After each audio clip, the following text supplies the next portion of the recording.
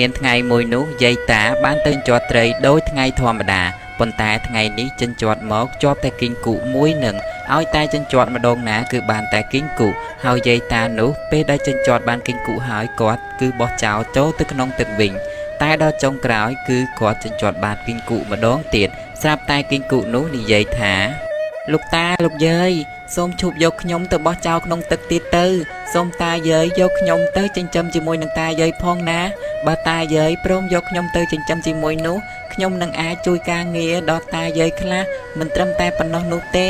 ចៅក៏អាចធ្វើឲ្យតាយាយខ្លាចជាអ្នកមានផងដែរពេលដែលលើគីងគូចេះនិយាយដូច្នេះហើយតានឹងយាយគាត់មានការភ្ញាក់ផ្អើលជាខ្លាំងពួកគាត់ស្រឡាំងកាំងបើកភ្នែកធំធំសម្លឹងទៅគីងគូហើយក្នុងអារម្មណ៍របស់គាត់គឺមានការចម្លែកខ្លាំងណាស់ពេលនោះដែរយាយក៏បានកេះសួរតាថាណែតាវា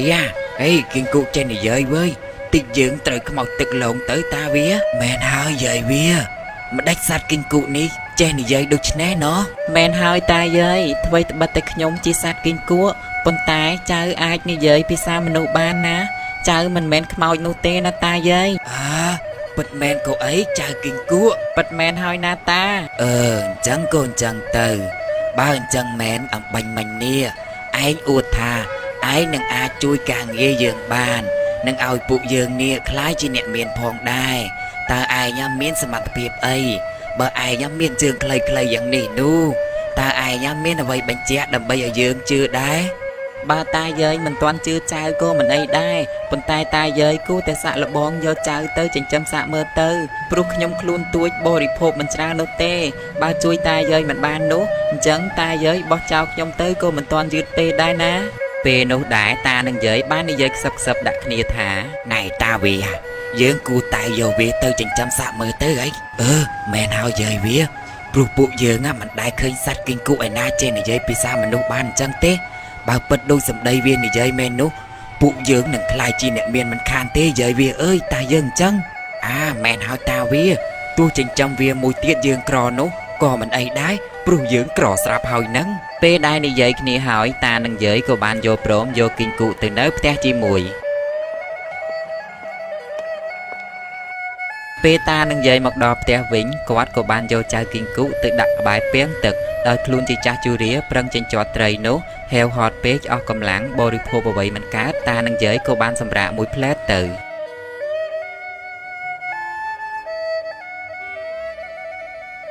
លុះដល់ពេលគាត់ភ្ញាក់ដឹងខ្លួនវិញស្រាប់តែធំក្លិនឈ្ងុយអាហារទើបតែចំអិនថ្មីគួរឲ្យចង់បរិភោគតានឹងយាយក្រោកឡើងអង្គុយហើយក៏សួរគ្នាថា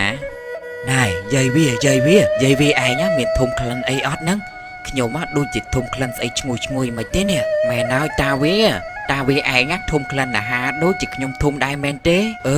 បើអញ្ចឹងមែនយាយវាឯងសាក់ក្តិចសាច់ខ្ញុំបន្តិចមើលក្រែងពួកយើងយកសពទៅដឹងអូយយាយវាឈឺតាវាឈឺតាអញ្ចឹងតាឯងក្តិចខ្ញុំវិញម្ដងមើលយាយតាវាក្តិចខ្ញុំឈឺ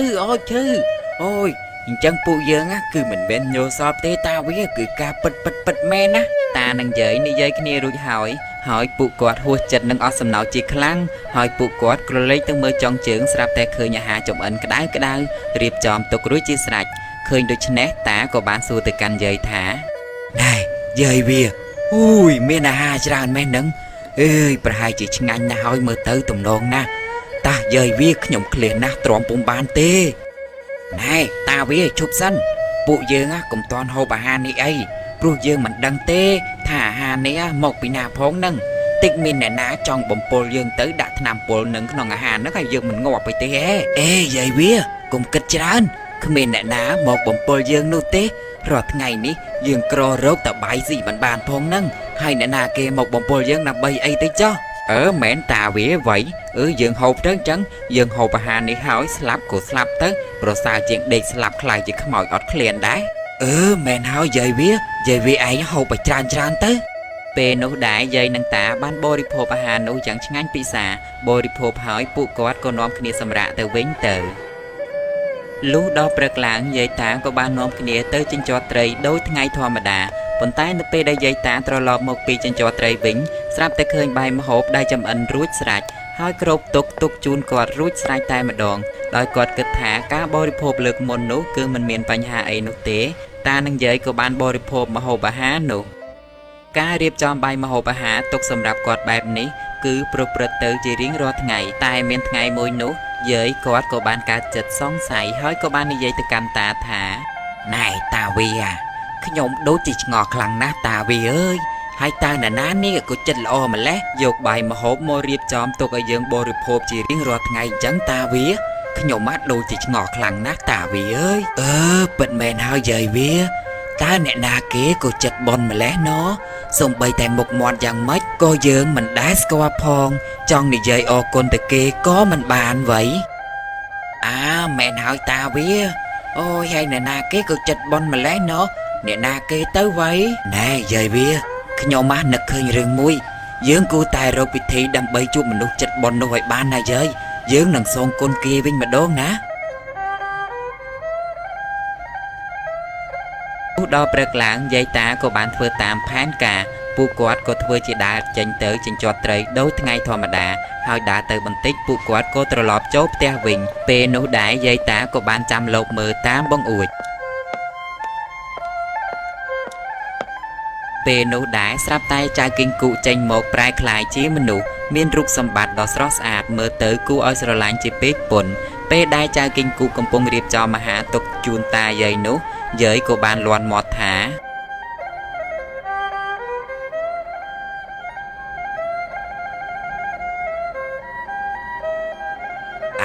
តាវីតាមពិតអ្នកដែលរៀបចំបាយម្ហូបទុកឲ្យយើងរាល់ថ្ងៃនោះគឺជាចៅគីងគូតាវីមែនហើយយាយវីឯងខំតែឆ្ងល់ស្មាតែនរណាគេតាមពិតគឺជាចៅគីងគូដែលយើងយកទៅទុកនៅគៀនពីងនោះសោះអូយថែមទាំងចេះវិជាសិលទៀតហើយចេះប្រែកាឡាជាមនុស្សទៀតនេះមានរូបសម្បត្តិស្រស់ស្អាតទៀតផងយាយវីអើយបាទប៉ុន្មានហើយតាយាយគឺជាចៅនឹងហើយព្រោះតែចៅមិនចង់ឲ្យតាយាយភ្ញាក់ផ្អើលទើបចៅលាក់បាំងនឹងតាយាយបែបនេះប៉ុន្តែពេលនេះតាយាយដឹងហើយចៅក៏មិនបាច់លាក់បាំងទៀតដែរចៅគីងគូពេលដែលនិយាយប្រាប់តាយាយរួចហើយក៏ចូលទៅក្នុងស្រោមវិញទៅចាប់តាំងពីពេលនោះមកចៅគីងគូក៏បានរស់នៅជាមួយនឹងតាយាយយ៉ាងសុខស្រួលនិងជួយការងារតាយាយថែមទៀតផងចៅគីងគូក៏បានរស់នៅជាមួយនឹងតាយាយតាំងពីតូចរហូតដល់ធំពេញកំឡោះហើយចៅគីងគូក៏បានឈប់ចូលទៅក្នុងស្រោមនោះទៀតទៅនាវេលាមួយនោះចៅគីងគូបានស្គាល់គ្នាជាមួយនឹងកូនលោកសេដ្ឋីម្នាក់នាងនោះមានឈ្មោះថានាងពៅពួកគេទាំងពីរនាក់ស្គាល់គ្នាយូរទៅក៏កើតចិត្តស្រឡាញ់គ្នាទៅវិញទៅមកស្ទើរតែបាត់មុខគ្នាមិនបានមានថ្ងៃមួយនោះចៅគីងគូមានទឹកមុខស្រពាប់ស្រពោននិងអារម្មណ៍មិនសប្បាយចិត្តទាល់តែសោះតាឃើញបែបនេះតាក៏បានសួរទៅកាន់ចៅគីងគូថាណែចៅសំឡាញ់នេះពេញមួយថ្ងៃហើយតាឃើញទឹកមុខចៅដូចជាមិនស្រស់បោះសោះតើចៅឈឺឬក៏ចៅមានរឿងអីមែនទេឬមួយក៏ចៅនេះខឹងតានឹងយាយមែនអត់ទេលោកតាចៅគ្មានឈឺអីនោះទេហើយចៅក៏មិនបានខឹងនឹងតាយាយដែរតែចៅពិបាកចិត្តរឿងចៅនិងនាងពៅកូនលោកសេដ្ឋីណាតាយាយពួកចៅបានស្រឡាញ់គ្នាយូរណាស់មកហើយទើបតែពេលនេះនាងឲ្យចៅមកប្រាប់តាយាយនិងនាំចាស់ទុំទៅស្ដីដណ្ដឹងពីឪពុករបស់នាងទៅតាមប្រពៃណីទើបចៅបានសប្បាយចិត្តណាយាយតែចៅខ្លាចតានឹងយាយពិបាកចៅចៅឲ្យតានឹងយាយធ្វើមិនដាច់ទៅគ្រួសារគេនោះគឺជាត្រកូលអ្នកខ្ពង់ពោះណាស់ចៅយើងក្ររកព្រឹកខ្វះល្ងាចរកល្ងាចខ្វះព្រឹក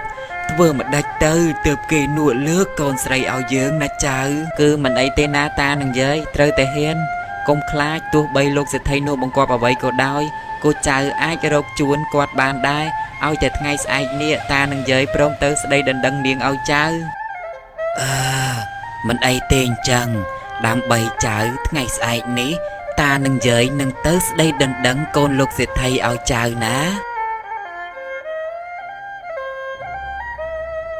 លុះដល់ស្អែកឡើងតានឹងយាយក៏បានធ្វើដំណើរទៅផ្ទះលោកសេដ្ឋីដើរបណ្ដើរទឹកភ្នែកហូរបណ្ដើរ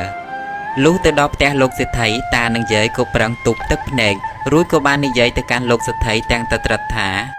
អ្នកជំរាបសួរលោកសេដ្ឋីល្អហើយតានឹងយាយតើតានឹងយាយនេះនាំគ្នាមកផ្ទះខ្ញុំនឹងមានការអ្វីដែរ មកខ្ចីលុយខ្ញុំតើមែនដែរឬទេគឺអត់ទេលោកសេដ្ឋីគឺណែគឺណែគឺណែតាអេអញអីទៀតមានការអីឆាប់និយាយឲ្យលឿនមកណាណែលោកសេដ្ឋីគឺខ្ញុំមានចៅប្រុសម្នាក់គឺហើយវាល្មិចតាមានចៅប្រុសម្នាក់ហើយតាក់ទងនឹងខ្ញុំអីដែរតាគឺមានលោកសេដ្ឋីគឺខ្ញុំចង់ចូលស្ដីដណ្ដឹងអូអញ្ចឹងទេអីហើយចោះចៅរបស់តានេះបានស្រឡាញ់អ្នកបំរើស្រីរបស់ខ្ញុំម្នាក់ណាដែរព្រោះអីថាអ្នកបំរើនៅផ្ទះរបស់ខ្ញុំនេះគឺច្រើនខ្លាំងណាស់គឺអត់ទេលោកសេដ្ឋីគឺចៅប្រុសរបស់ខ្ញុំស្រឡាញ់នាងពៅកូនលោកសេដ្ឋីនឹងហើយតាឯងចង់ចូលស្ដីកូនស្រីរបស់ខ្ញុំផងនេះតាឯងច្រឡំទេដឹងហើយមកចូលស្ដីនឹងមានមើលខ្លួនឯងអត់ហ៎តាយាយឃើញអត់យាយវាខ្ញុំថាហើយតាឥឡូវឃើញអត់ខ្មាស់គេណាស់លោកអើយតាវាណែទ្រាំសិនទៅដើម្បីចៅមកក្រាស់បន្តិចទៅណែលោកសេដ្ឋីប៉ុន្តែចៅរបស់ខ្ញុំនេះគេនិយាយថាបើលោកសេដ្ឋីព្រមលើកកូនឲ្យគេនោះទោះបីលោកសេដ្ឋីបង្គាប់ធ្វើអ្វីក៏ដោយក៏គេអាចធ្វើជូនលោកសេដ្ឋីតាមបំណងទាំងអស់ណាពេលនោះលោកសេដ្ឋីបានស្ដាប់តានិយាយរួចហើយគាត់មានការអស់សំណើចជាខ្លាំងហើយក៏បានគិតក្នុងចិត្តដោយមើលងាយតាយាយជាខ្លាំងហើយលោកសេដ្ឋីគិតក្នុងចិត្តថាតាយាយនេះរកអង្គច្រកឆ្នាំងមិនបានគ្រប់ផងមកចង់ស្ដីដណ្ដឹងកូនរបស់អញសេដ្ឋីគិតថាបើបង្គាប់បណ្ដាការឲ្យច្រើននោះតានឹងយាយនេះគឺគ្មានសមត្ថភាពរកបាននោះទេឥឡូវបើតាយាយចង់ឲ្យយើងនេះលើកកូនស្រីឲ្យចៅរបស់តាយាយនោះអញ្ជើញព្រឹកស្អែកតាយាយត្រូវរកបណ្ដាការហើយដង្ហែឆ្លងតាមស្ពានមាសស្ពានប្រាក់មកដល់ផ្ទះខ្ញុំណាទើបខ្ញុំនេះព្រមលើកកូនស្រីឲ្យទៅចៅរបស់តាយាយបាទលោកសេដ្ឋីអញ្ចឹងខ្ញុំប្រញាប់ទៅប្រាប់ចៅរបស់ខ្ញុំហើយណាតាយាយនេះមិនចេះប្រមាថខ្លួនទាល់តែសោះនិយាយរួចហើយតានឹងយាយក៏បានលាលោកសេដ្ឋីមកផ្ទះវិញទាំងទឹកភ្នែកហូររហាម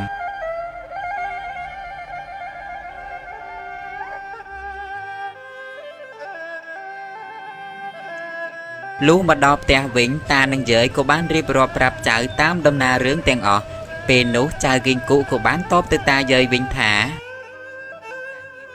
ឈប់យំទៅណាតានឹងយាយរឿងប៉ុណ្ណឹងតានឹងយាយកុំបារម្ភអីណាចៅអាចធ្វើបានលោកតាចាំតែហែចំនួនទៅចូលស្ដីកូនលោកសេដ្ឋីឲ្យចៅទៅបានហើយណែចៅសំឡាញ់កុំនិយាយលេងសើចអីណាតើចៅទៅរកបានឯណាស្ពានមាសស្ពានប្រាក់មកពីណាចៅអើយច្រើនខ្លាំងណាស់ណាចៅអើយមែនហើយចៅមិនកើតទេណាចៅកាត់ចិត្តវិញទៅ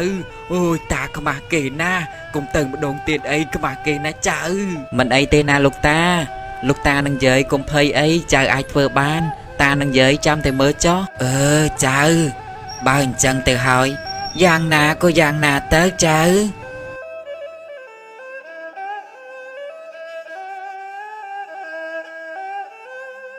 លុះដល់ព្រឹកឡើងតានឹងយាយភ្ញាក់ពីដេកប្រឹងញីភ្នែកហើយបើកភ្នែកធំព្រោះតែឃើញស្ពានមាសស្ពានប្រាក់មានទាំងគ្រឿងបណ្ដាការនិងរបស់របរមានតម្លៃច្រើនទៀតផងព្រមទាំងមានទេវតាកាន់ជើងពៀនមាសប្រាក់ជួយហែហោមទៀតផងទទឹមនឹងនោះគេឃើញសម្លៀកបំពាក់ដ៏មានតម្លៃសម្រាប់តាយាយដើម្បីស្លៀកទៅផ្ទះលោកសេដ្ឋីផងដែរប៉ុន្តែពេលនោះចៅគីងគូបែរជាចូលក្នុងស្រោមទៅវិញរួចក៏បាននិយាយប្រាប់តាយាយថាតាយាយពេលដែលទៅដល់ផ្ទះលោកសេដ្ឋីសូមតាយាយលើកចៅដាក់ចំពីមុខលោកសេដ្ឋីចុះរួចតាប្រាប់លោកសេដ្ឋីថានេះហើយគឺជាចៅរបស់តាប្រាប់រួចហើយតានឹងយាយក៏បានស្លៀកសម្លៀកបំពាក់រួចក៏ហែទៅផ្ទះលោកសេដ្ឋី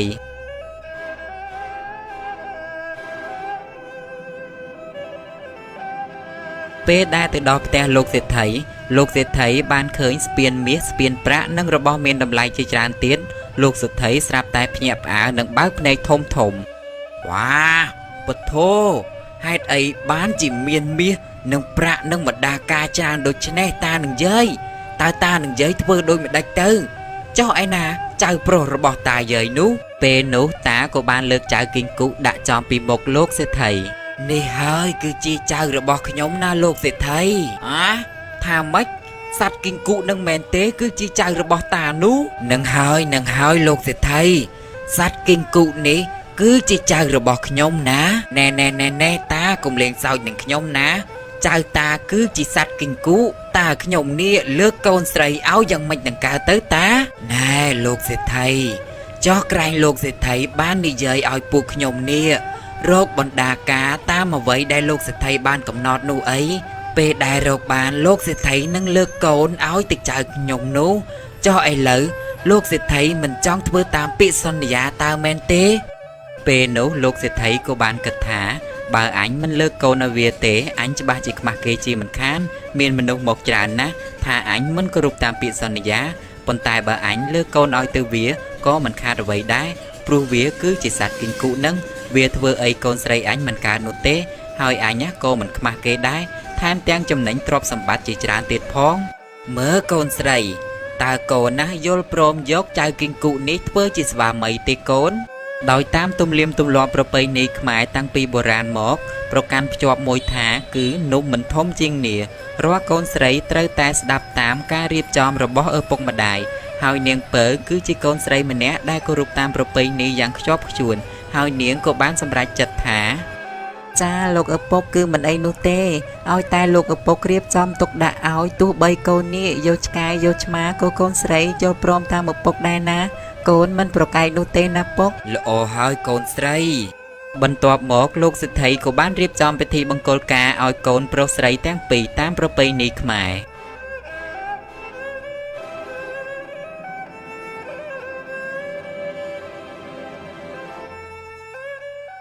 ដល់វេលាយប់សមដំណេកចៅគីង្គក់ក៏បានចេញពីស្រោមវិញហើយក៏បានមកផ្ដោះផ្ដងស្នេហាជាមួយនឹងនាងពៅតែនាងពៅងាកមកមិនឃើញចៅគីង្គក់នោះហើយនាងក៏បានរុញទៅវិញហើយនាងក៏បាននិយាយថាណែតើអ្នកឯងជានរណាឆាប់ចេញទៅវិញទៅខ្ញុំមិនបានស្រឡាញ់អ្នកនោះទេខ្ញុំស្រឡាញ់តែបងគីង្គក់តែម្នាក់គត់បេះដូងរបស់ខ្ញុំប្រគល់ឲ្យបងគីង្គក់អស់ហើយអ្នកឆាប់ចេញទៅវិញទៅប្រយ័ត្នឪពុកខ្ញុំមកតាន់ប្រយ័ត្នមានរឿងណាណែពៅប្រលឹងកុំតាន់អាខឹងណាឆាប់បែរភ័ក្រមកសិនមកបងនេះជានរណាគឺជាប្តីរបស់រាមរានឹងហើយចៅគីង្គក់នោះអីគឺជាប្តីរបស់អូនណាហេតុអ្វីគឺជាបងទៅវិញពេលនោះដែរចៅគីង្គក់ក៏បាននិយាយដំណើររឿងរ៉ាវទាំងអស់ប្រាប់ដល់នាងពៅ